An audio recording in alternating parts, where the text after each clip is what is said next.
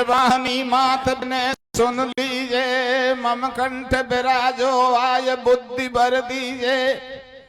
जय पवन देव के सुत कपीस जग बंदन, श्री राम भक्त हनुमान केसरी नंदन। श्री कृष्ण द्वारकाधीश नवाऊं शीस संत हितकारी, दीनन के दीन दयाल दुष्ट संहारी। भाई कैसे उभाव को भाव जपो तुम नाम चक्र पाणी को, मत कर जो गर्भ गुमान तनक ज्वानी को। ये चक्र सुदर्शन और गरुड़ हरिवाहन ज्ञानी को, और मेटिंग अभिमान कृष्ण सतभामा रानी को। रे साचे साचे कहते ओ बाला मगार वाणी को, गोतो तोड़ो लोभाने में सीता प्यारी को। साचे साचे कहते ओ बाला मगार वाणी को, गोतो तोड़ो लोभाने में सीता प्यारी को। सतभामा बोली सुन लो पिया मुरारी, तुम त्रेता युग में बने राम अवतारी। जब पंचवटी पे हर लई सीता प्यारी, सीता के पीछे बन बन फिरे मुरारी।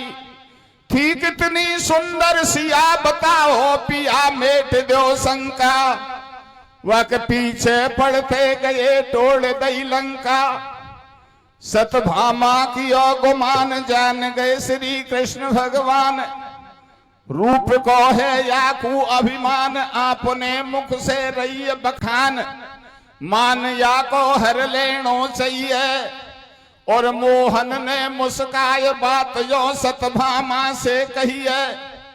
तो कुछ झूठो है अभिमान दाव हारेगी सट्टे में, और लग सीता को रूप उड़े सतभामा बट्टे में। रे साचे साचे कह दे ओ बाला मगार वाणी को, रोतो तोड़ो लोभाने में सीता प्यारे को। साचे साचे कह दे ओ बाला मगार वाणी को, रोतो तोड़ो लोभाने में सीता प्यारे को। भगवान कृष्ण कहते हैं सत्यभामा, मैं मानता हूं तू आठों पटरानियों में सबसे सुंदर है, और मैं तेरे से ज्यादा प्रेम करता हूं, लेकिन सीता की सुंदरता पे बाजी मत लगावे।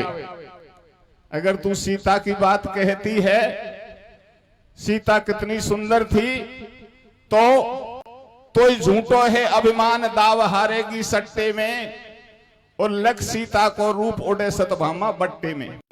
तू सीता के सामने तो बट्टे में उड़ जाएगी, लेकिन सत्यभामा जी को जची नहीं बात, भगवान झूठ बोल रहे हैं। नहीं तो सीता मेरे बराबर सुंदर नहीं थी। फिर क्या कहती हैं सत्यभामा जी? क्या कहती है भैया? सतभामा बोली सुनो नाथ क्या करते हो, सीता की बात ब्रज में नारी 16,000 पटरानी 8 राधा से भैर। ये देख मेरो मोंडो पानी शर्मा में सारी पटरानी, सत्यामित बिंदा कालंदी रुक्मणी लगे मोह से मंदी। रोहिणी लक्ष्मणा गंधारी मेरी सब में शोभा न्याड़ी, तुम रात दिन 8 याम रहते हो मेरे संग श्याम लागे सतभामा प्यारी।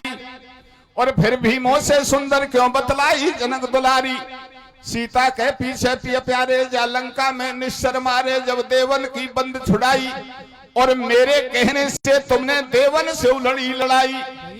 मैंने राखी मेरी टेक मान मरवा दियो इंद्र को, मेरे आंगन में लगवा लियो पारी जात पुरंदर को।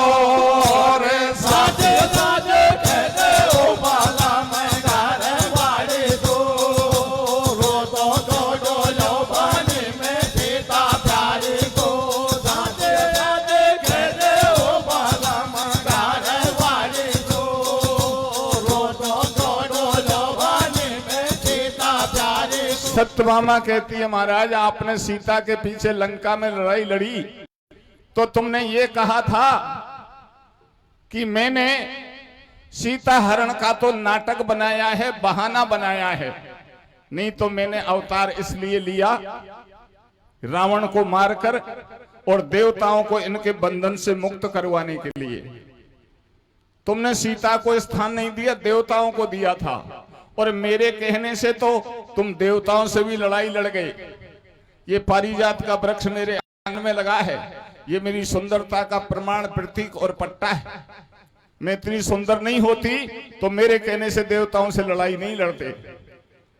ये लग रहा है ये पारिजात का वृक्ष, ये मेरा प्रमाण है।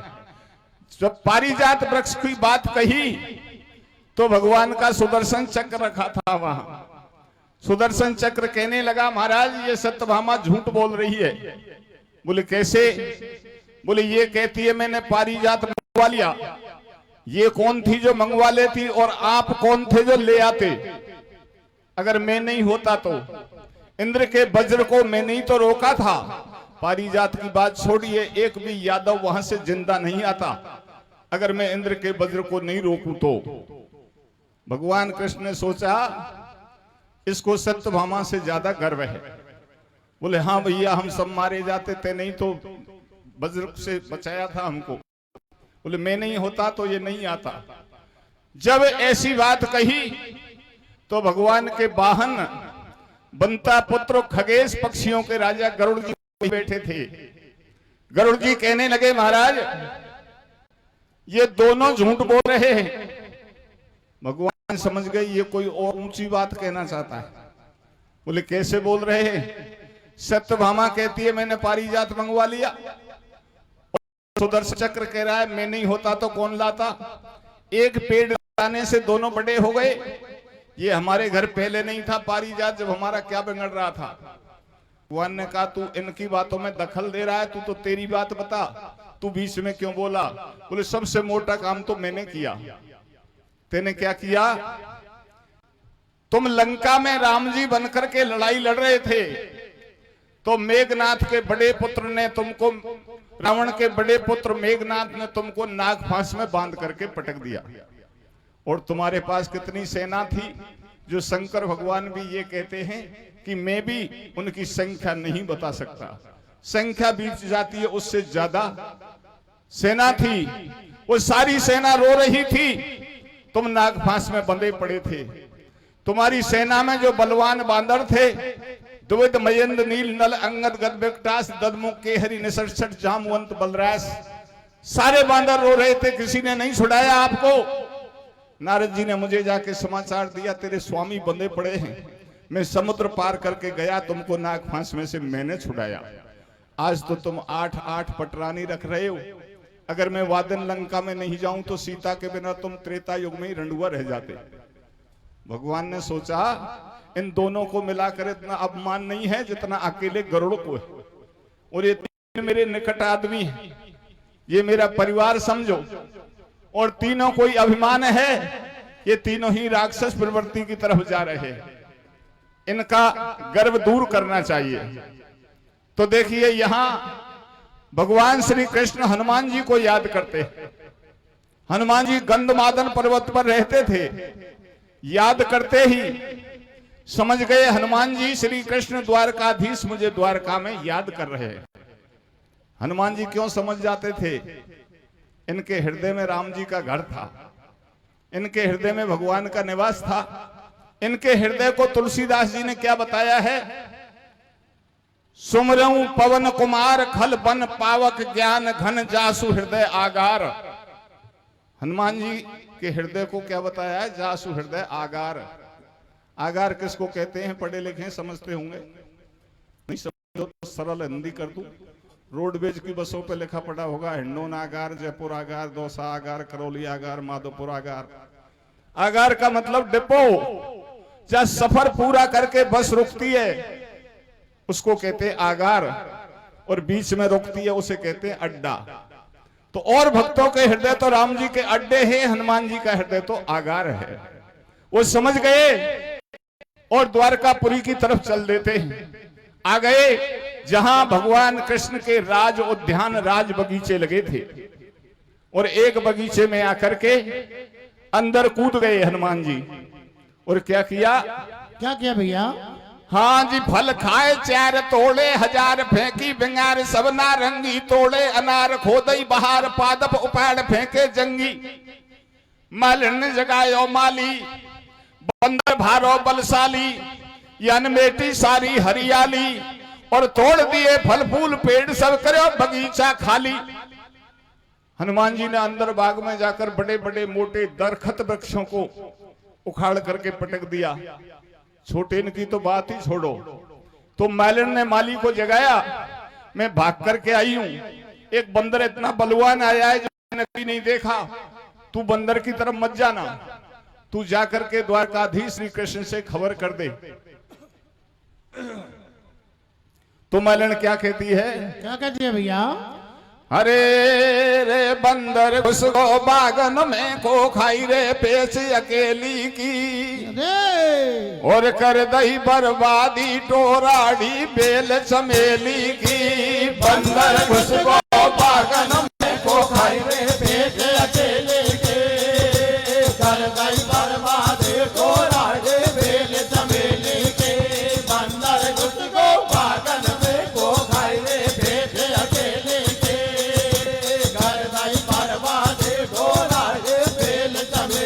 जामाली दरबार में श्री कृष्ण के पास, बंदर ने ध्यान को कर दियो सत्यानाश।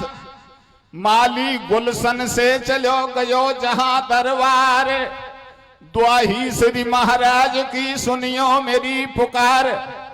माली दरबार में पहुंच गया, महाराज दुहाई है। बोले क्या परेशानी है? तो माली भगवान कृष्ण को बाग के समाचार सुना रहा है। दोनों पैर मिलाए, दोनों हाथ मिलाए, 20 नाखूनों को इकट्ठा करके अरदास कर रहा है।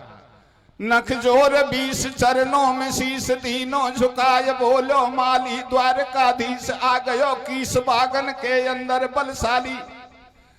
तरवर पारती ने बिगार, खोदई चमन की हरियाली, नहीं पड़ी पार कर रहे पुकार, आ गयो हार तज रखवाली।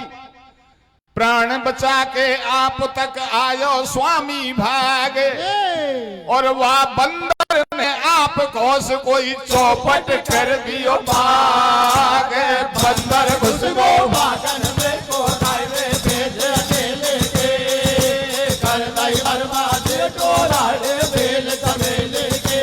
बंदर घुस गो बागन में को खाई रे पेच अकेले के, कर दई बर्बादी टोराड़े बेल चमेली के। माली ने पूरा वृत्तांत सुनाया। भगवान कृष्ण समझ गए किसी साधारण बंदर की हिम्मत नहीं जो मेरे राज उद्यान को उजड़ कर दे। मैंने हनुमान जी को याद किया है, लगता है हनुमान जी बाग में आ चुके हैं। अब सबसे पहले इस गरुड़ का नंबर लेना चाहिए। सबसे मोटे गर्व की बात गरुड़ ने कही थी, मैं लंका नहीं जाता तो सीता के बिना तू त्रेता युग में रंडुआ रह जाता। गरुड़ को बुलाया और कहने लगे, भैया बंता पुत्र, ओ खगेश, मेरे वाहन गरुड़, तुम तो वो हो जो असंख्य बांदरों पे लंका में काम नहीं हुआ वो तेने अकेले ने कर दिया, लेकिन आज एक बंदर हमारे बाग को उजड़ कर रहा है और तुम तो असंख्य बांदरों पे नहीं होता उस काम को कर दे रहे। तू मेरे कहने से सेना साथ में ले जा और उस बंदर को पकड़ के मेरे सामने ला। गरुड़ ने कहा, महाराज आप बंदर पकड़वा रहे हैं, मेरी बेइज्जती कर रहे हैं। बोले बेइज्जती की क्या बात है? बोले बात ये है, आपको खुद को पता है, आंखों से देखा है लंका में जो असंख्य बांदरों पे काम नहीं हुआ वो मैंने अकेले ने कर दिया, और आज आप कह रहे हैं सेना साथ में ले जाओ, उस बंदर को पकड़ के ला। मैं एक बंदर पकड़ने के लिए सेना ले जाऊंगा? बोले भैया मेरी व्यवस्था थी, तू अकेले आ जा। सुन माली की बात जान गए श्री कृष्ण अपने मन में, और छोड़ मादन गिर को कपी आए गयो है गुलशन में। माली को सबर बंधवायो, खगराज तुरंत बुलवायो, और बात करो वीरान हमारो, कौन कपी घुस आयो। हे बंता नंदन तुम जाओ, मत पर की देर लगाओ, सेना संग में ले जाओ, झट बांदर को पकड़ के लाओ। सुन के मनमोहन की बानी, यो कह रहे हो गरुड़ अभिमानी, अर्जी सुनो द्वारकावासी, गरुड़ की हांसी में सेना लेकर क्यों जाऊं। मेरे एक पंख पे धर ब्रह्मांड को अंबर में उड़ जाऊं, इतनी शक्ति मेरे अंदर है, कैसो बलशाली बंदर। भाई उड़ के चल दियो गरुड़, पहुंच गए बागन के दरमियान, और तोड़ तोड़ फल खाए बाग में पवन पुत्र हनुमान। बंदर घुस गो बागन में को भेजे अकेले के, कराई बर्बाद को राज बेल चमेले के। बंदर घुस गो बागन में को भेजे अकेले के, कराई बर्बाद को राज बेल चमेले के। गरुड़ जी बाग में पहुंचे, बाग का दृश्य देखा। बड़े बड़े दरखत, बड़े बड़े वृक्षों को हनुमान जी ने हाथों से उखाड़ करके धरनी पे पटका था। गरुड़ जी ये हाल कर समझ गए कि बांदर है तो कोई बलवान, लेकिन इसको मेरी ताकत का पता थोड़ी है।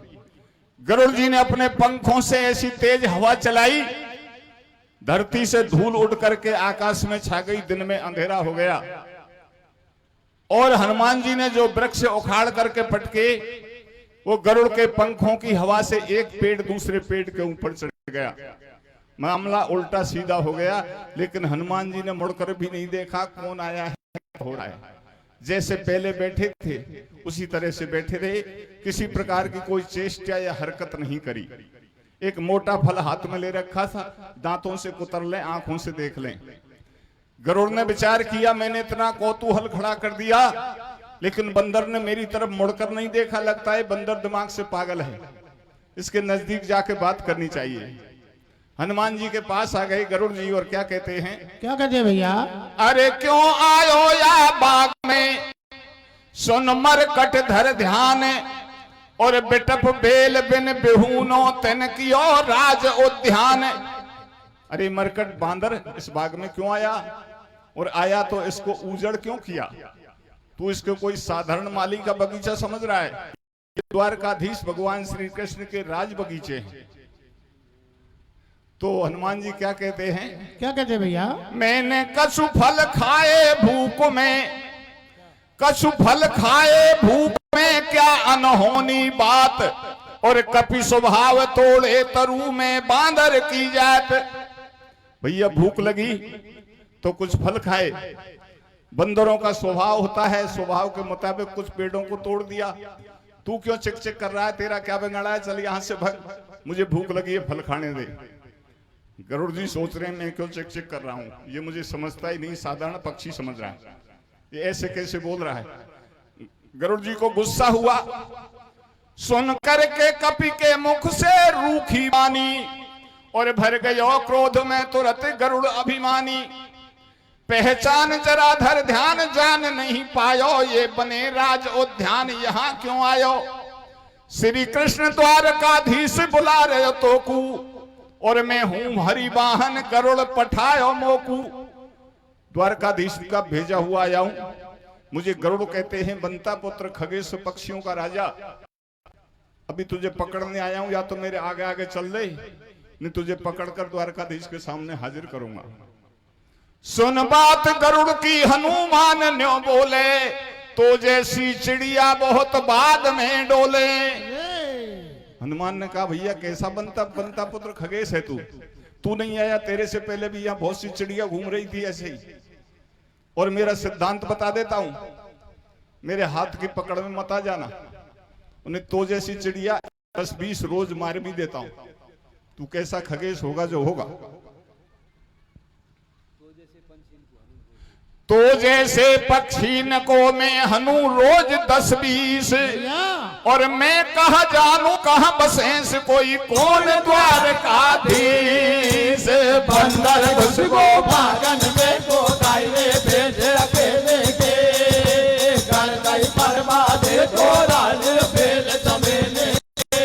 बंदर घुस गो बागन में को गायले भेजे अकेले के, गरदाई बर्बाद को राज बेल चमेले के। गरुड़ जी ने सोचा मेरे से चिड़िया कह रहा है, और भगवान द्वारकाधीश 3 लोक के नाथ के बारे में अनवगता जाहिर कर रहा है। कहता है मैं कहा जानू कहां बसे कौन द्वारकाधीश, ये भगवान को नहीं जानता और मेरे से चिड़िया कह रहा है। ये बंदर ऐसे नहीं मानेगा, इसको पकड़ करके द्वारकाधीश के सामने ले चलूं। तो क्या करते हैं, क्या करते भैया? सुन के इतनी बात गरुड़ को एकदम गुस्सा आयो और दोनों पंख पसार कपी के ऊपर जा अर्रायो। हनुमान ने सहज गरुड़ से खेल अनोखो कियो और पहुंच उठा के दियो लपेटा बैंड गरुड़ को लियो।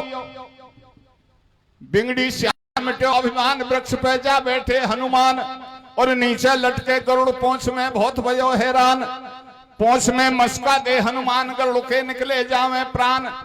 फिर यो कह रहे ठुकर सुहाती तू बांदर बलधारी है मेरी पक्षी की जाति। सारो गर्भ घटा दियो मेरो और दे प्रणन की भी कपी में गुण ना भूलू तेरो। तू कर दे बागन को नाश फिर नहीं आऊं तेरे पास। बिने बांदर भैया सुन लीजिए और जल्दी बंधन मुक्त करो मेरी खता माफ कर दीजिए। हनुमान जी ने पूंछ में बांध लिया गरुड़ को और पूंछ का अंटा ऐसा चढ़ाया जब वो तेज करें तो गरुड़ के प्राण निकले जाएं। बोले भैया मैं तो चिड़िया हूं, मुझे छोड़ दे, दोबारा मना नहीं करूंगा। अभी एक बाग उजड़ किया, सारे बगीचों को उजाड़ दे, लेकिन मैं भीख मांगता हूं मेरे प्राणों की। हनुमान जी ने सोचा चलायो गिड़गिड़ा रहा है तो इसको छोड़ देता हूं। तो दया कर लायो पवन कुमार गरुड़ कर दिए बंधन से बाहर। बैठ के मन में कर रहे ज्ञान कपी की पहुंच बहुत बलवान। छोड़ दिया, गरुड़ फड़फड़ा कर दूर जाके बैठा। थोड़ी देर आराम किया, पसीना सूख गए, विगत श्रम हो गया। गरुड़ जी बैठे बैठे विचार कर रहे हैं बंदर की कोई गलती नहीं है, गलती तो मुझसे हो गई। सब लोग जानते हैं बंदर की पूंछ में ज्यादा ताकत होती है। इस पूंछ ने ही तो लंका को जलाया था। तो बंदर की क्या गलती, मैं बंदर को पीछे से पकड़ रहा था, पीछे कोई पूंछ होती है, मैं खुद ही पूंछ की तरफ चला गया। अब पीछे को नहीं जाऊंगा, इसको सामने से पकड़ूंगा। अभी हनुमान जी कहने विचार करने लगे, अभी तो गिड़गिड़ा रहा था, फिर तैयारी कर रहा है। हाँ बात एक है, बंदर की पूंछ में ज्यादा ताकत। बंदर पूंछ से कोई काम नहीं करता था। बंदर के बजाय तो लंगूर की पूंछ में ज्यादा ताकत होती है। बंदर पूंछ से कोई काम नहीं करता, लेकिन हनुमान जी की पूंछ एक साधारण बंदर जैसी नहीं थी। जब देवताओं ने भगवान से प्रार्थना की आप अवतार लो, पृथ्वी पर राक्षस हो गए, तो देवताओं से ये कहा था तुम बांदर तन मही विचरेहु जाई। बंदर का शरीर धारण करके मही पृथ्वी पर विचरण करो, मैं आ रहा हूं। तो सारे देवता बांदरों का रूप धारण करके पृथ्वी पे आ गए। हनुमान जी साक्षात शंकर भगवान थे। शंकर भगवान हनुमान जी के रूप से राम जी के साथ रहे हैं। और जो हनुमान जी की पूंछ थी ये पार्वती मैया की शक्ति थी, इसलिए हनुमान जी की पूंछ में ये थी और किसी बंदर की पूंछ में वो ताकत नहीं थी। तो बोले अब इसको सामने से पकड़ूंगा। गरुड़ कर दिए बंधन से बाहर, बैठ के मन में कर रहा हो अगर मैं पीछे को नहीं जाता कैसे बंधन में बन जाता। अब राखूंगा पहुंच को ध्यान गरुड़ के, फिर आगे अभिमान द्वारकापुरी पकड़ ले जाऊं और पहुंच काट के बंडो कर दूं, मरकर नाच नचाऊं। भाई आ तो दिखो गरुड़ देर नहीं की नी बंदर ने, और एक हाथ से पकड़ फेंक दियो गरुड़ समंदर में। रे बंदर घुस गो पागल देखो गाय रे भेज अकेले के, कर दाई बर्बाद को राडे बेल तमेले के। बंदर घुस गो पागल में को गाय रे भेज अकेले के, कर दाई बर्बाद को राडे बेल तमेले के। हनुमान जी ने गरुड़ को पकड़ा और फेंका, समुद्र में जाके गिरा। कभी पानी में अंदर बाहर जैसे तैसे पंखों को फड़फड़ा कर किनारे पे आया और द्वारकाधीश के सामने जाके खड़ा हो गया। भगवान समझ गए हनुमान जी ने फेंका है गरुड़ को, ये समुद्र में भीग कर आए। लेकिन वो क्या कह रहे हैं, ओ गरुड़ तू यहां तो कह रहा था मैं धरती को एक पंख में लेकर के उठ सकता हूं, सेना का क्या करूंगा। मैं कह रहा था बंदर हमारे बाग को उजड़ कर रहा है, तू तो लगता है मेरी बात को भूल गया। तू तो ऐसा दिख रहा है मानो कहीं स्नान करके घूमता हुआ आ रहा है। गरुड़ ने कहा महाराज स्नान करने कहीं नहीं गया, बोले तेरे पंख शहादत दे रहे हैं, तेरे पंख बता रहे हैं तेने कहीं स्नान किया है। बोले पंख भीग रहे हैं, इनको स्नान मत मानना, ये तो खतरा में से निकल के आए हैं। बोले तू खतरा में क्यों गया? मैंने तो बाग में भेजा था। बोले बाग में ही तो खतरा था। बोले बाग में तो बंदर बताया। बोले बंदर खतरनाक था। बोले क्या किया? बोले मुझे पकड़ कर फेंका, पहले तो मैं पूंछ में बांध लिया, फिर मैंने जैसे तैसे झूठ बोल करके पूंछ से पिंड छुड़ाया, फिर मैंने कहीं पूंछ की तरफ नहीं जाऊं, सामने से गया तो एक हाथ से पकड़ के फेंका, मैं समुद्र में जाके गिराऊं इसलिए भीगा हूं, मैं नहाने धोने कहीं नहीं गया। भगवान कहते तू झूठ बोलता है। मैंने देखा है लंका में इतने बांदरों पे काम नहीं हुआ जो तेने अकेले ने किया है, और आज तू कह रहा है एक बांदर ने मुझे पकड़ के फेंक दिया, तू झूठ बोल रहा है, मुझे विश्वास नहीं होता। तो गरुड़ जी कहते हैं आपको विश्वास कब होता? जब मैं बिल्कुल मर जाता, जब तेरे बाग जाने और तेरा बंदर जाने, मैं उधर नहीं जाऊंगा, जान बची लाखों पाए। तो बोले इसका मतलब तू जरूर फेंक दिया? बोले आप मानो मत मानो, मैं फेंक्यो फेंकायो खड़े हूं। चलो मान गया तू फेंक दिया, तो एक बात तो बता दे गरुड़, क्या ये बंदर मुझे उस नाग फांस में से नहीं छुड़ा सकता था क्या? बोले छोड़ो जी, एक की बात या हजारों में से छुड़वा दे तो, लेकिन ये लंका वाले बांदरों में से नहीं है, पता नहीं ये तो कहां से आया, इतना बलवान है। भगवान कहने लगे ओ भैया गरुड़, ये वही हनुमान नाम का बांदर है जो मेरी सेना में मुख्य रूप से मौजूद था। बोले महाराज इसने आपको क्यों नहीं छुड़वाया? बोले छुड़ाने से पहले तो ये बता मुझे नाग फांस में बांध ही कौन सकता है? बोले मैंने देखे थे तुम बने पड़े थे। बोले मैं किसी ने बांधा नहीं, मैं खुद ही बांधा था। बोले समझ में नहीं आ रहा, सेना रो रही है, दुश्मन से लड़ाई चल रही है और आप खुद बंध के क्यों पड़ गए? बोले तेरे लिए। बोले कैसे? कहने लगे भगवान लंका की लड़ाई में मेरे साथ मेरे सखा मित्र सहचर अनुचर अनुयायी सब मेरे साथ थे, तू रह गया था। मैंने सोचा ऐसा कौन सा कृत्य करूं जो मेरी गरुड़ जी आकर मदद करें, उनको श्रेय मिले कि राम जी के कार्य में गरुड़ जी भी लंका गए थे। तो मैंने मेघनाथ की नाग फांस में खुद ने ही बंधना मंजूर किया था।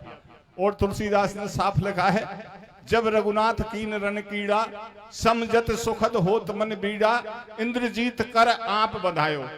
इंद्रजीत मेघनाथ के हाथों से राम जी आप ही बंधे थे, उसने नहीं बंधे थे। तब नारद मुनि गरुड़ पठायो।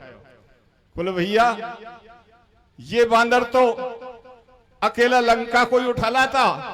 तो बोले तू कह रहा था ना कि त्रेता में रंडुआ रह जाते, ये मेरे साथ था तो मैं रंडुआ रह सकता था। बोले नहीं रहते, मुझे मेरे बल पे गर्व था, वो आज चूर हो गया। बोले और कितने गर्व थे तुझे? एक तो मेरे बल पे था, एक मेरी चलने की गति पे था। बोले चलने की गति पे तू समझता था मेरे बराबर कोई नहीं चलता? बोले हाँ। बोले इस बांदर के बराबर तू चलता भी नहीं है। बोले ये तो छोड़ो बात, मैं तो आकाश में गगनगामी हूं और ये धरती पे रेंगता है, मेरी इसकी क्या बराबरी? बोले चाहे तू कैसा भी गगनगामी होगा लेकिन इस बंदर के बराबर नहीं चलता है। हनुमान जी को तुलसीदास जी ने 8 विश्लेषण दिए हैं, 8 विशेषता। अतुलित बलधामम, हेम शैला विदेहम, धनुज वन कृषाणु, ज्ञानी नाम अग्रगण्यम, सकल गुण निधानम, बांद्रा नाम धीसम, रघुपत प्रिय भक्तम, बात जात नमामि। जो 8वां विश्लेषण है ये हनुमान जी की गति का है। बात कहते हैं हवा को, बात ये हवा के बराबर चलते हैं। बोले भैया गरुड़ तेरे चलने वाले भैम को निकाल ले। वो बंदर अब बाग में नहीं है, वो गंधमादन पर्वत पे पहुंच गया और मेरे कहने से जा तू उसको बुला के ला। गरुड़ ने कही कोई घर बैठे की परीक्षा हो तो ले ले, वहां नहीं जाऊंगा मैं। वो यही मुश्किल जिंदा छोड़ के गए, फिर उसी के पास भेज रहे हैं।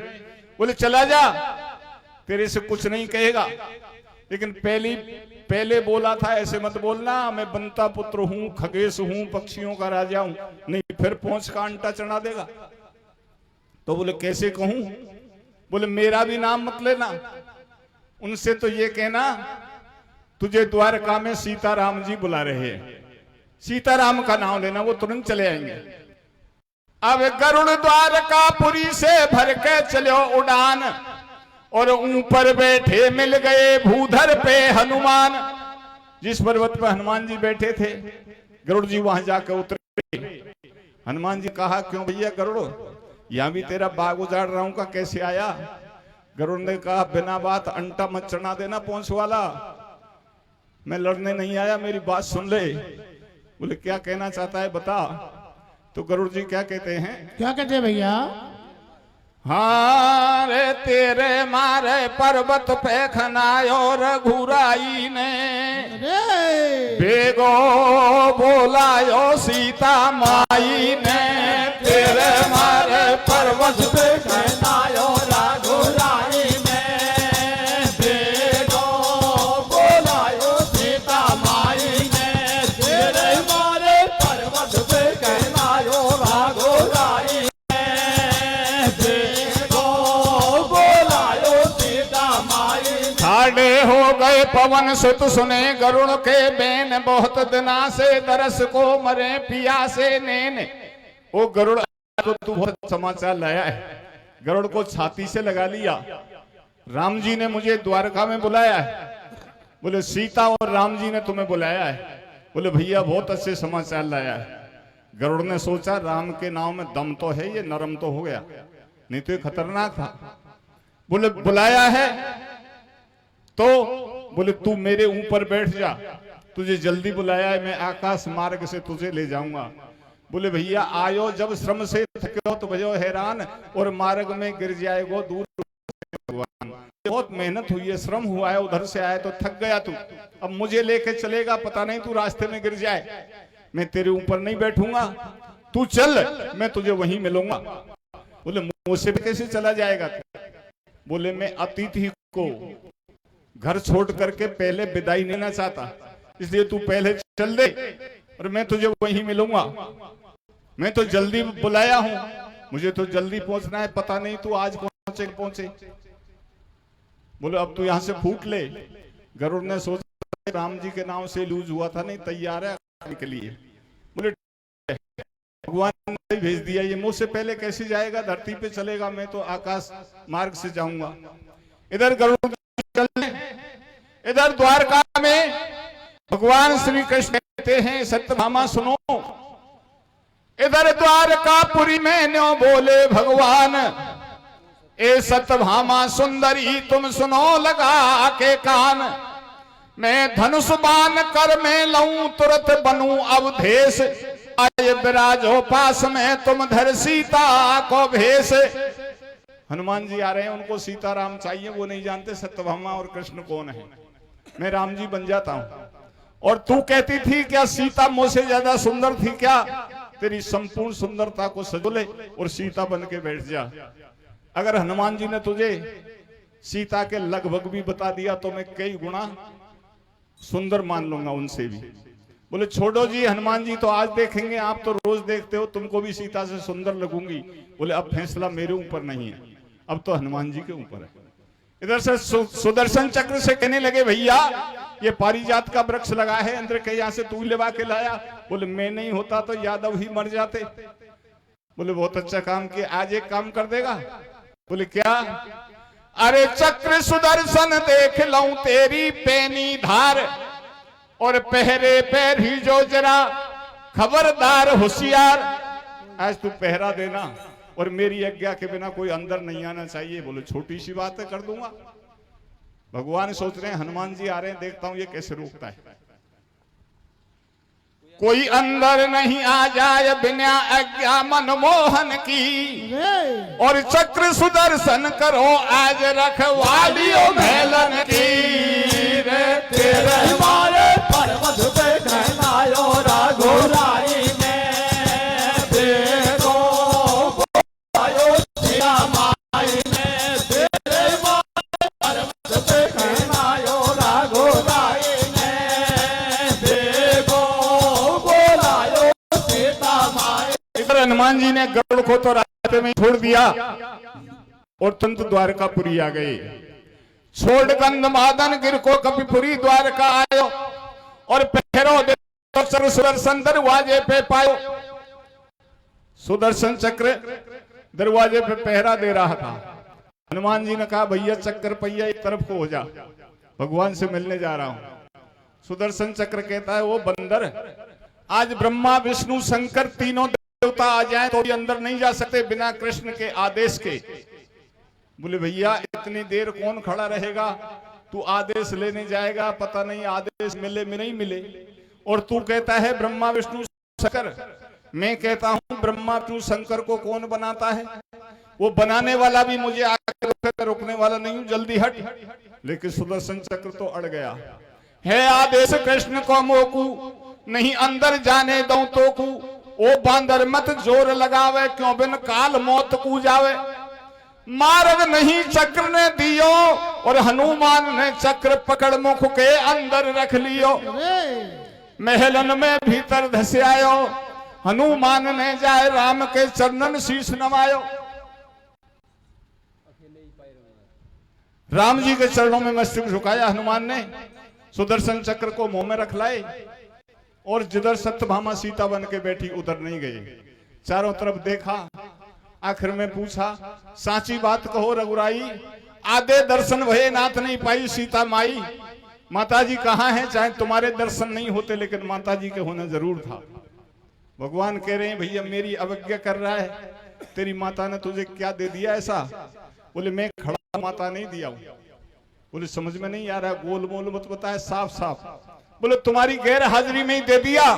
बोले क्या दिया? बोले वो दिया जो सृष्टि का संविधान ही पलट दिया। सृष्टि में कोई जन्म लेता है तो मृत्यु जरूर है, लेकिन माताजी ने मुझे अशोक वाटिका में क्या दिया? अजर अमर गुण निधि सुत हो। तू अजर हो जा और तू अमर हो जा, तू गुणों का भंडार हो जा। और आपके लिए भी आदेश दिया था, करई सदा रघुनायक छो। राम जी तो पे सदा कृपा करेंगे, तो तू तो मैया के डर से कृपा करे नहीं। तुमने मुझे क्या दिया? दिया जो माता जी नहीं दिया। देखिए खास बात है, अगर तुम में से कोई से राम जी मिल जाए कि तू मांग ले वरदान, तो न्यो मत कह दीजो कि मुझे अमर कर दे, नहीं कोगत हो जाएंगी। डोकरा खाट में पड़े और अमर है वो नहीं मरे, बता क्या करोगे? बाप मरे तो ही नहीं, वहां से तो भारत का ही वो सब देश ही दब जाएंगे सेवा से। मरे तो ही नहीं, अमर है और खाट में पड़े हुए। तो अमरता अच्छी नहीं रहती। अमरता कब अच्छी रहती है? जब साथ में अजरता हो। तो हनुमान जी को वरदान दिया था अजर और अमर। अजर किसको कहते हैं? जर माने है बुढ़ापा, तुझे बुढ़ापा नहीं आएगा। अजर कहते हैं जवानी को। तो अजर अमर, जवान बना रहेगा और मृत्यु प्राप्त नहीं होगा। बात को सुन करके सत्यभामा की तरफ देखने लगे भगवान। क्या ये हनुमान जी को सीता जैसी नहीं लग रही? बोह तिरछी करके भगवान देख रहे सत्यभामा की शान। प्रभु के अंतर मन की जान, तुरंत कहने लगे हनुमान दे दई ताल मचा दई हंसी। और कहां से लाए पकड़ बगल में क्यों बैठाई दासी। महाराज दासी की तरफ क्यों देख रहे हैं? मैं पूछ रहा हूं माता जी सीता जी कहाँ है? आप ये दासी को आपके पास में बैठा करके, सीता जी के स्थान पे किसी दासी को बैठा करके क्यों झूठा गौरव प्रदान कर रहे हैं? यहाँ बात नहीं देती, यहाँ से भगाइए, ये तो सेवा में रहती है। भगवान पूछने लगे सत्यभामा से बन गई सीता? बहुत बनी जोर गई काम से। मेरी बात मान तो ये फजीती नहीं होती। हनुमान जी ने तुझे दासियों बांदियों का दर्जा दिया है। तू सत्यभामा आज लगी नहीं सीता है, हनुमान को न्याव लगी सत्यभामा बांदी सी।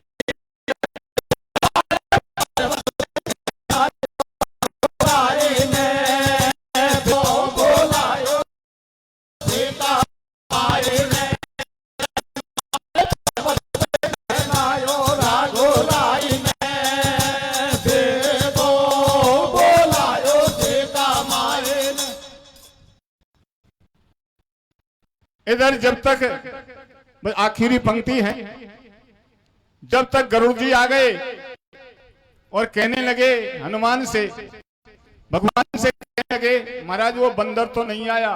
बोले इधर देखिए कौन बैठा है। गरुड़ जी हनुमान को पहले बैठा देख करके विस्मित हो गए, चक्कर में पड़ गए, मुझसे पहले कौन से रास्ते से कैसे आ गया। भगवान कहने लगे अब तो बता दे, तू ज्यादा चलता है या ये बंदर ज्यादा चलता है? गरुड़ जी ने कहा पूछने की आवश्यकता नहीं है, फैसला एडवांस में हुआ पड़ा है। मुझसे पहले आ गए तो पहले यही चलता है। बोले भैया हनुमान तू जब अंदर आया था तो पहरेदार मिला, तुझे किसी ने टोका था पहरे पर? हनुमान जी ने कही महाराज मुझे बहुत अच्छी याद दिलाई आपने, नहीं मेरे मुंह में रखा रखा चला ही जाता।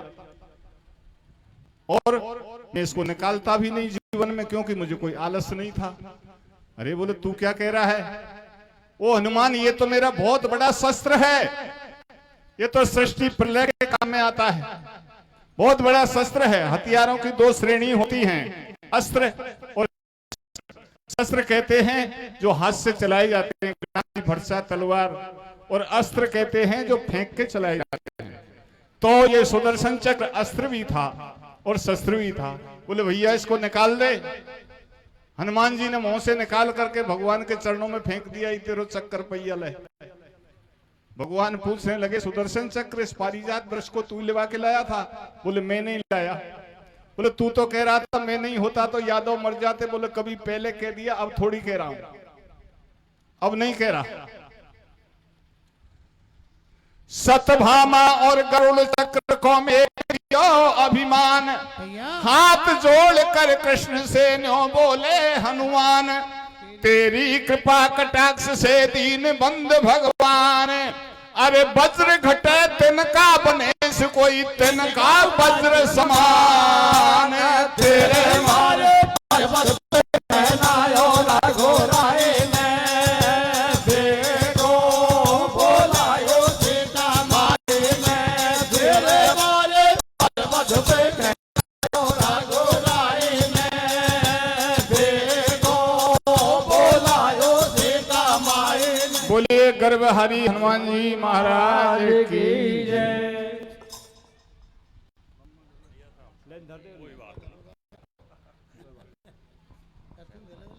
आदरणीय धबले राम जी के द्वारा बहुत ही सुंदर कथा आपके सामने प्रस्तुत की गई।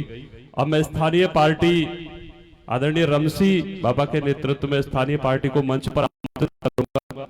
इसके साथ ही कुछ दानदाताओं के द्वारा इस दंगल में सहयोगार्थ आपको मंच के माध्यम से बताना चाहूंगा।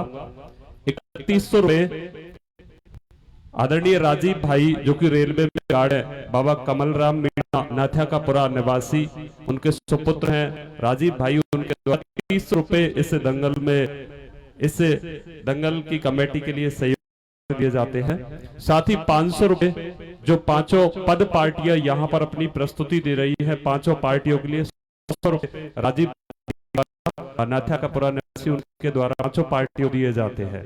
और अभी आदरणीय धबले जी ने अपनी कथा, बहुत ही सुंदर कथा थी। भगवान कृष्ण अब देखते हैं सत्यभामा और सुदर्शन चक्र और गरुड़ को गर्भ हो जाता है, और ऐसा कहते हैं गर्भ का और भगवान का विरोध है।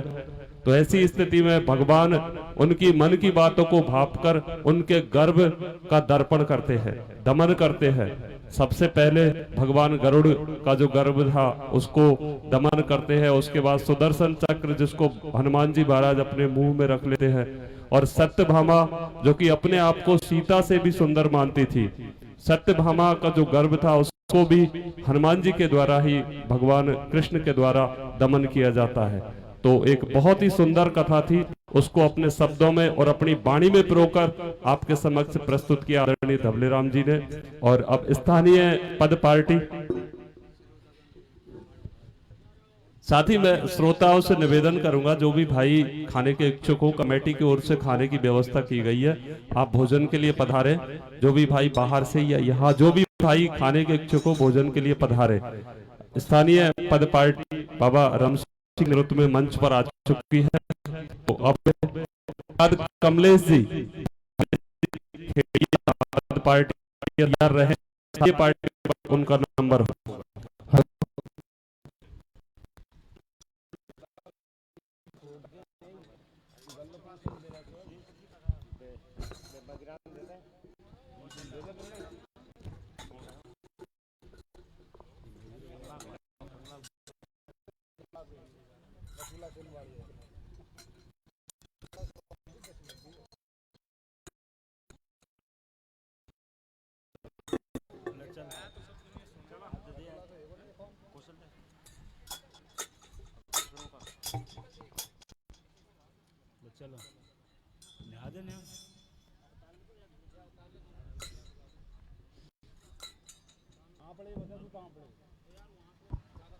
हेलो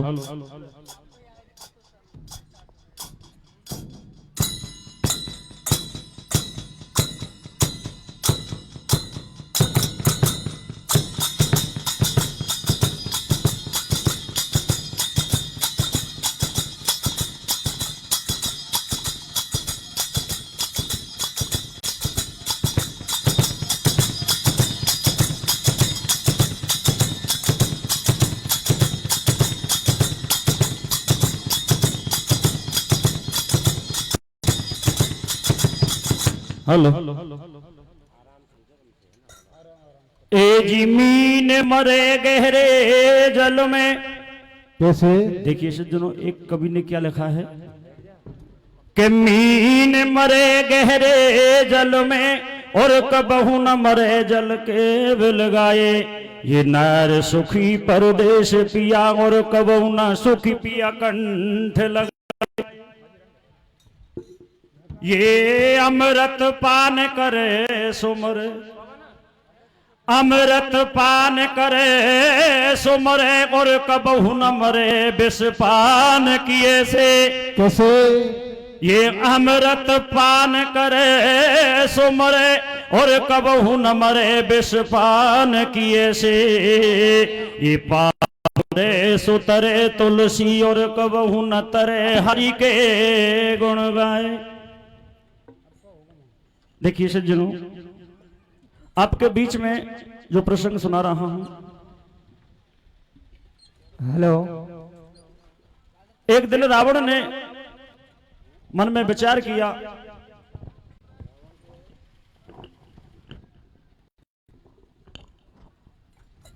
आइए आइए आइए आइए,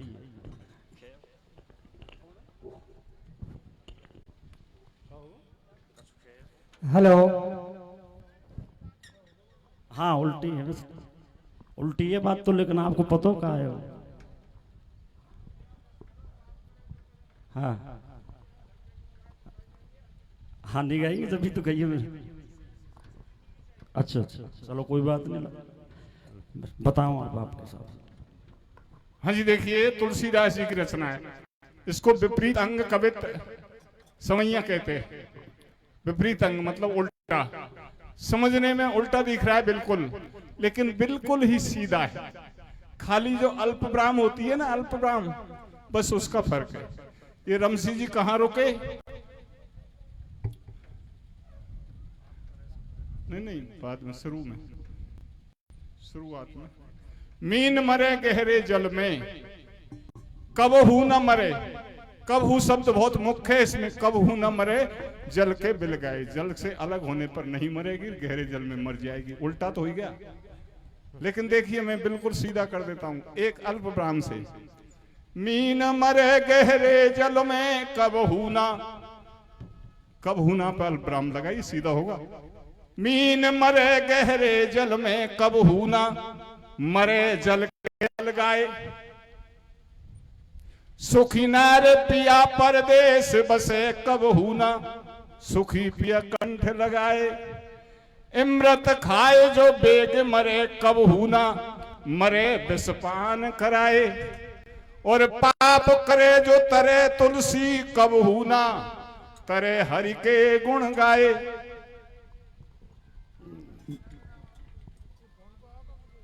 नहीं काम यही यार, मैं पता हूं मैं भाल बगदे उल्टो ही यही वजह से तो बोलियो।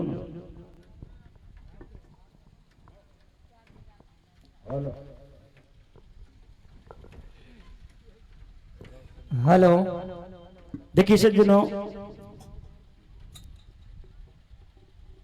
एक दिन रावण ने मन में विचार किया कि मैं भगवान शंकर की भक्ति करके उनसे वरदान प्राप्त करूं।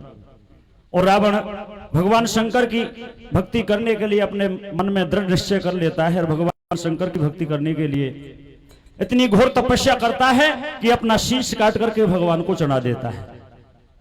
भगवान शंकर रावण की भक्ति से प्रसन्न होता है और प्रकट होते हैं और कहते हैं कि रावण मांग, क्या मांगना चाहता है, मैं तुझे वरदान देता हूं।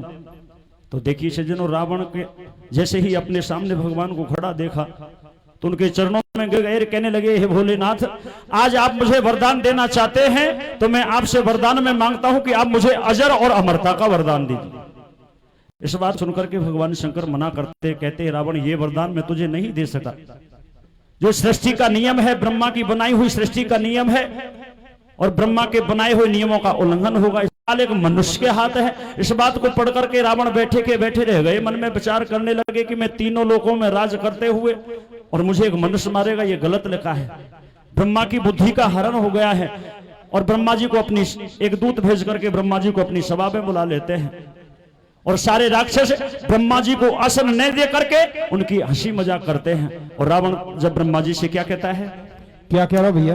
हरे ले ब्रह्मा जी को बोला सभा में रावण हंसी उड़ावे रे। किससे भैया? के ब्रह्मा जी को बोला सभा में रावण हंसी उड़ावे रे।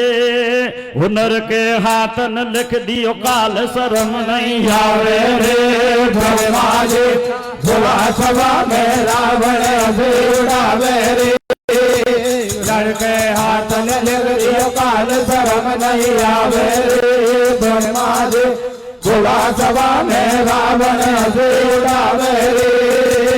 लड़के हाथ ने लिख दियो काल शर्म नहीं आवे रे। ब्रह्मा जी से रावण कहते हैं कि तेरी बुद्धि का हरण हो गया, तुझे बुढ़ापा आ गया है, तेने किसी और का भाग्य मेरे माथे मर दिया, ये गलत लिखा है। तो ब्रह्मा जी रावण से कहते हैं, रावण जो मैंने लिखा है वो बिल्कुल सत्य है और मैं दावे के साथ कहता हूं कि तेरा काल एक मनुष्य का हाथ है। तो ब्रह्मा जी की इस बात को सुनकर के और रावण क्या कहते हैं, क्या कह रहा भैया? ताल ठोको के मोय विधाता तू कई को डर पावे। मेरे भल को नहीं तो पतो चलू जब धरती धेला खावे। अरे भरे मेरे घर पानी दिगपाल और मेघनाथ ने इंद्रजीत लियो जाने सारो हाल। पीसड़ो भे माता पीसे और काल बांध लियो मैंने मेरी पाटी के नीचे। देवता है में बंद मेरो नर के हाथन लिखो काल। तेरी बुद्धि पड़ गई मंद उठा के लाश लियो कर पे। मैंने शीश काट शिव जी को चढ़ाए मुझसे तेरे लोग की उडर पे। देख मेरो कुम करन है भ्रात और 1 लाख पूत 1.25 लाख नाती नर कहीं देगो माथ जचो नहीं मेरे तेरो राग। तन मेरी खोपड़ी में कुण कायर को लिख दियो या भाग। जब रावण ब्रह्मा से बतनावे नर के हाथन काल बतावे। नाम बको तू ही बतावे गो बाहे कुण माई को लाल बता मुझसे लड़वे आवे गो। तो रावण ब्रह्मा से कहे मुझ खोल बता सब हाल। और देव डरे मेरे नाम शेर लिखो मनुष्य हाथ से काल। ब्रह्मा जी को बोला सभा में रावण से उड़ावे रे। नर के हाथ ने लिख दियो काल शर्म नहीं आवे रे। ब्रह्मा जी बोला सभा में रावण से उड़ावे रे। नर के हाथ ने लिख दियो काल शर्म नहीं आवे रे। ब्रह्मा जी से रावण कहते हैं तू मुझे वृथा डरा रहा है, तू मुझे जानता नहीं जब मैं धरती पर चलता हूं तो धरती कंपायमान होती है। देवता मैंने जेल में बंद पटक रखे हैं। इंद्रजीत मेघनाथ जैसा मेरा पुत्र है, कुंभकर्ण जैसा मेरा भाई है, 1 लाख पूत 1.25 लाख मेरे नाती हैं। तू कहता है कि तेरा काल एक मनुष्य के हाथ है। फिर भी तू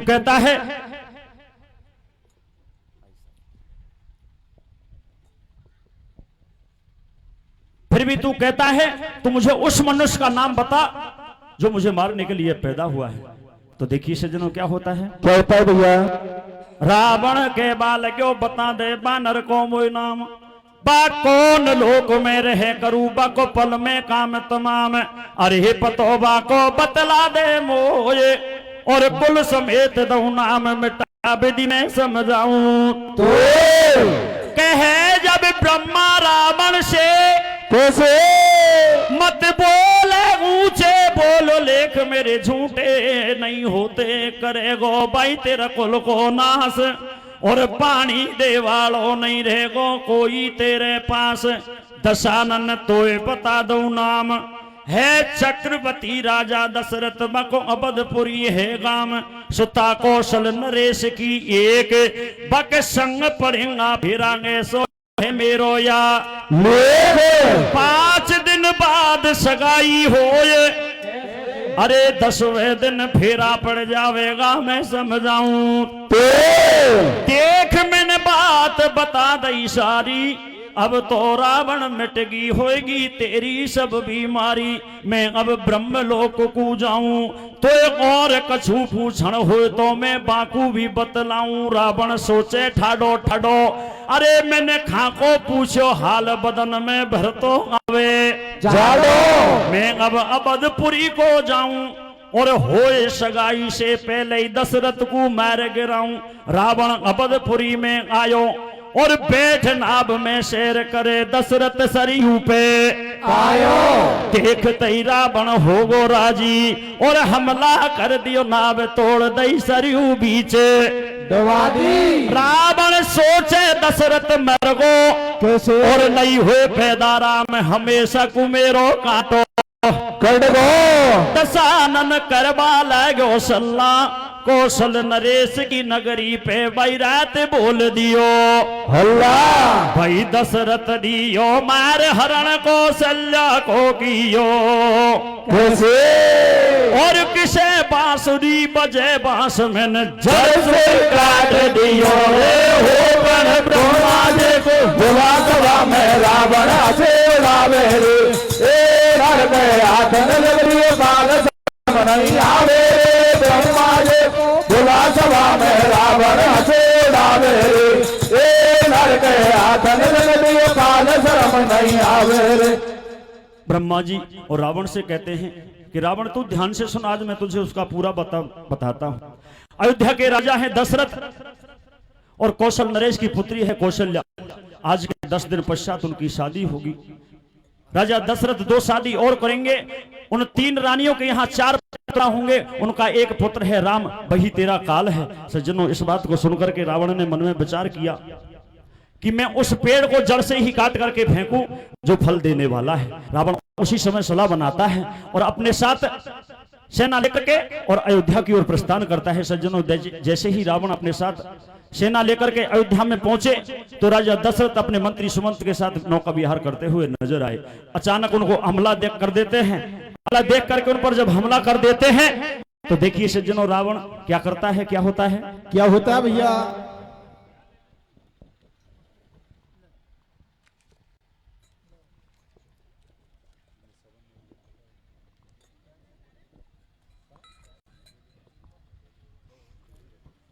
रावण और अयोध्या में जब जाता है तो क्या होता है?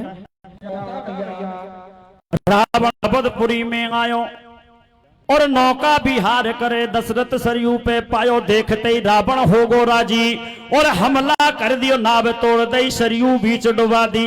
ओ रावण सोचे दशरथ मर गो और नहीं होए पैदा राम हमेशा कुमेरो काटो दशानन करवा लागो सल्ला।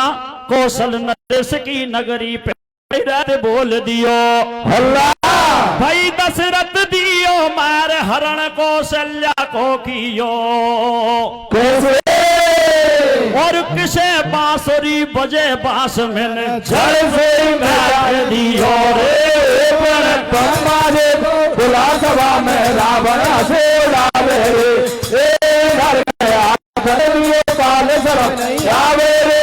ब्रह्मा बुला सभा में रावण से रावे रे ए घर के आधन लिए बाल शर्म नहीं आवे रे। जैसे ही रावण ने जाकर के दशरथ पर हमला किया, उनकी नाव तोड़ दी और उसे सरयू के अंदर डुबा दिया। सज्जनों, रावण ने सोचा इनके सरयू के अंदर डूब करके इन दोनों का अंत हो गया। और उसी रात्रि को कौशल नरेश की पुत्री कौशल्या का हरण करके अपने आता है और समुद्र पे आकर के खड़ा होता है। मन में विचार करता है कि अगर मैं इस लड़की को अपने साथ ले जाता हूं तो मेरे साथ देख करके मेरे परिवार वाले मुझसे झगड़ा करेंगे और मनोदरी मुझसे सवाल जवाब करेगी, तो उसको मैं क्या जवाब दूंगा। रावण समुद्र पर खड़ा हुआ किस तरीके से विचार करता है, क्या होता है देखिए। क्या होता है भैया? समुद्र पे ठहरो ठहरो रावण कर रहे हो भारी सोच और या छोरी को देख होए गो मेरा घर में रालिया सबने फैले कैसे जे त्रिया को लगे पतो भाई खावा दौड़ेगी मचे गो मेरे घर को राम और या छोरी के लंका जाते ही मेरी नींद हराम। रावण इस तरीके से मन में विचार करता है और क्या होता है? क्या होता है भैया? अरे मंदोदरी पूछेगी मोसू और या कुल राजा की सुता हरण कर लायो तू घासू रे लायो रे बल में सोल साल के छोरे घासू लायो रे बल में सोल साल के छोरे घासू लायो रे बल में सोल साल के छोरे तारा फिर कियो पिया थारा रे महल में नातनी होगी रे खासू लायो रे बाला मैं सोने साल के जोरे खासो लायो रे बाला मैं सोने साल के जोरे। इस तरीके से रावण समुद्र पर खड़ा हुआ मन में विचार करता है। सज्जनों, एकदम से रावण को याद आया कि एक राक्षसी जो मछली का रूप धारण करके समुद्र के अंदर रहती है और रावण के वो गुप्त कार्य में काम आती थी। रावण ने उस मछली का स्मरण किया। सज्जनों, उस मछली का नाम तिमिंगिल था। जैसे ही रावण ने उस मछली का स्मरण किया और वहां समुद्र से चल करके और समुद्र के तट पर आ जाती है। देखिए सज्जनों, क्या होता है। होता भैया रावण उसके पास जाता है और किस तरीके से उसे सारी बातें बताता है। क्या कहता है, क्या कहता है भैया। अरे दशानन गयो मीन के पास, दशानन गयो मीन के पास, कैसे लंका में सब सुजादा मोह है तेरो विश्वास, अमानत एक दऊ में तोए और पतो नहीं देवन को पड़ जाए मैं समझाऊं। मीन को समझा दई सब बात, कौशल्या कर दई बंद तारा में बाने हाथों हाथ। अरे फैर मुख मछली ने दियो और उठाट पारो दस कंदर ने भीतर धर दियो। मीन जब कर मुखड़ा को बंद और लई समंदर में डुबकी रावण होयो कतई निर। देख अब ब्रह्मा कूलंगो कैसे बन ताल ठोक के कही लेख बाको झूठो कर दूंगो, करूंगो 10 दिन पाछे बात, मैं ब्रह्मपुरी से लाऊं पकड़ के बाकू मेरे साथ। रावण का सारा कर मन को रह्यो विधाता देख। कैसे अरे पण अब से पहले पाई हुयो जो मैंने लिख दियो लेख हो। ब्रह्मा जी को भुला सभा में रावण से रावे रे, ए नर के हाथ लगे काल शर्म नहीं आवे रे। ब्रह्मा जी भुला सभा में रावण से रावे। मेरे लिए कैसे झूठ साबित करेगा। तो देखिए सज्जनों, क्या होता है। क्या होता है भैया।